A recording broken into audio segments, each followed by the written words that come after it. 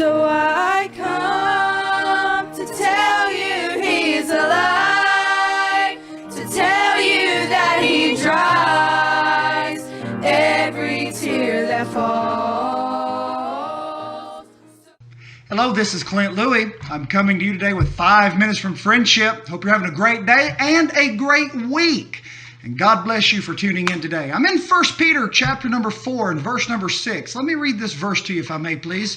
1 Peter 4:6. The Bible says, For this cause was the gospel preached also to them that are dead, that they might be judged according to men in the flesh, but live according to God in the Spirit.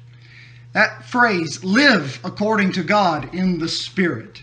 In other words, Peter is saying, yes, there are hard times. Yes, sufferings come. Yes, if you are a believer, that does not mean that you and I will escape difficulty. We'll have them. But what he is telling us, though, is this. He's saying, believer, it's still worth it. It is still worth it. It's worth it for Jesus' sake. It's worth it to know the Lord. It's worth it. You know why? Because heaven is a wonderful place. And when you take that first step onto the street of gold and you see the world of glory and you bow at the feet of Jesus at the throne of God and you look down and see that new glorified body and you see precious loved ones, people who have died but they knew the Lord and God took them on to be with Him in heaven. And you are reunited with them and you're enjoying a world where you'll never grow old and there is no sin and despair and disease and ruin. I'm going to tell you, when you get there on that day, you'll say it's been worth it. But may I tell you, today, right now, you and I ought to say, it's still worth it. Can I tell you, it is worth it. It is worth it to choose the will of God for your life. The Bible says in 1 Peter 4 verse 2 that he no longer should live the rest of his time in the flesh to the lusts of men, but to the will of God. God says we all have a choice. We're either going to live for the lusts of men, for ourselves, our pleasures, our desires, our wants, or we're going to surrender to the will of God. And you will find it is worth it to live for the will of God. The will of God. Take the high road in your life. Live for Jesus. Walk with Him. And you will find so much more satisfaction. You'll find eternal satisfaction as you live for the will of God.